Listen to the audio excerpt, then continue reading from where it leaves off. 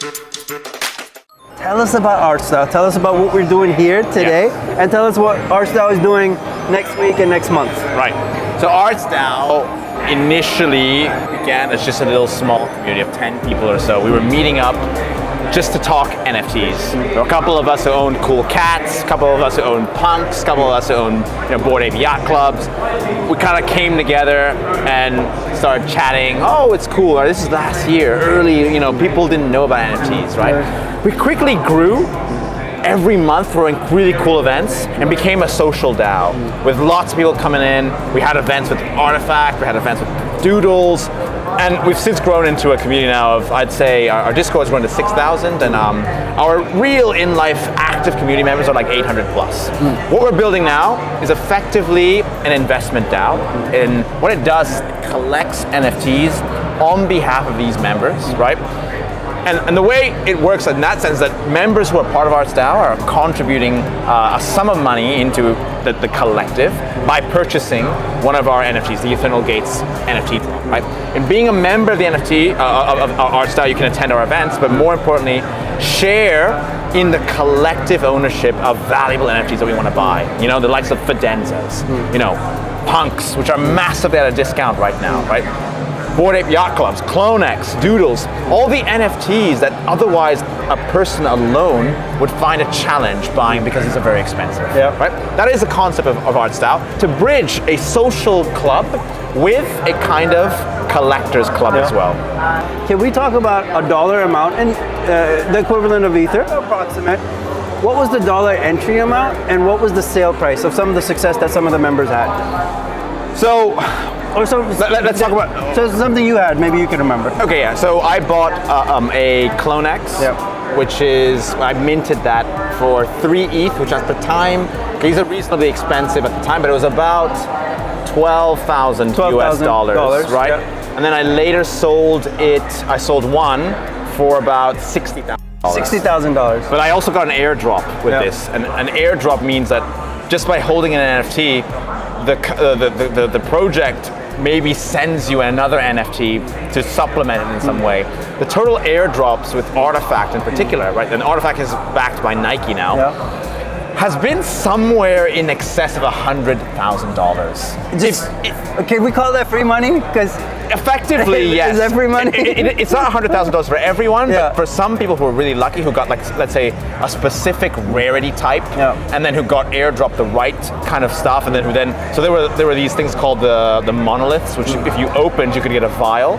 These vials could be worth a lot depending on what type of vial it is. So I would say some people made $100,000 to $300,000 on just a $12,000 investment, something like that. Now, see, that's the thing. So people didn't know. Okay, maybe they needed some hand holding because look, $12,000 is a lot of. It's still a lot of money. It's a lot of money, but $12,000 is money that a lot of people at the same time have extra just sitting in the bank. Yeah. How much time and energy did you spend? Do you think in analyzing that project? The thing is, it's not just about analyzing that project, it's also time in the space. So to get to NFTs, the challenge really is you have to first understand crypto, right? And to get to crypto, that itself is a jump, right? To get crypto, you have to KYC with an exchange like Binance, right? Or FTX, Coinbase, then have the courage to buy crypto, which can be, a risk for some people. Make your bank account go minus and make this virtual account go plus. That itself is a challenge. You have to take, let's say if you have US dollars or whatever, and you're swapping that for Bitcoin or Ethereum. Virtual money. This is itself a step, right? And for many people, they haven't even done that. But once you've done that, so let's say you buy Ethereum, right? There are various NFTs built on various blockchains. So you have the likes of Ethereum, you have the likes of Solana, you have Tezos. There are various different blockchains out there with NFTs. But NFTs, what they are, non-fungible tokens, right? They're effectively like a title deed for any kind of digital good. So imagine you're in property, right? When you buy a property, right, what are you doing? You buy a physical piece of land, but how do you own it? You gotta have that title deed. The Okud here in Dubai in particular, right? If you don't have that, what's the value of that property? Zero. It's the same thing in the NFT space. NFTs are not art, they are simply a certificate showing ownership for a piece. So this piece right here by Christel Bashara is an art piece with an NFT behind it. So when you own the NFT, you own the rights to this piece, right? Now, what's happening here is to get to the NFT space, you have to buy Ethereum. NFTs are sold, particularly for Ethereum, in Ethereum. Yeah. So you then have to take another bet, right? You have to bet on Ethereum, and then you have to bet on an NFT project built on Ethereum. So that's a bit of the step, the two steps. But what we have seen is this year, a huge growth in the amount of people in crypto, right? We've grown from whatever we were to now 400 million people in crypto. Now in the NFT space though, apparently based on some of the numbers, we're only at about 1.2 million wallets.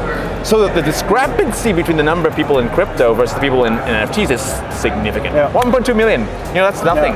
The population of my home country, Mauritius, is like 1.3 million. There are less people in NFTs than in my home country, Mauritius, a small island. 7-8 billion people in the world. So it's not adoption. So we're still far away from widespread adoption, but that's also probably why the opportunity is there.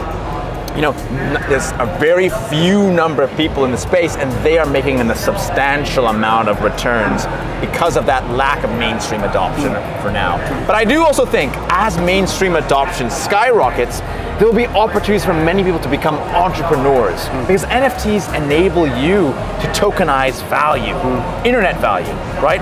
So when I think of Apple, what they did, the iPhone came out. Did anyone think that the iPhone would lead to the App Store, which then led to the creation of Uber, which led to the creation of Airbnb, all those other apps? I see the NFT space as a similar mechanism. Supporting ecosystem. We will see NFTs emerge right now. It's only in the art space and maybe utility, collectibles. But there's an avenue here for real estate. There's an avenue for tickets. There's an avenue for cars. There's an avenue for all kinds of things. And that's where I think the real financial opportunity is.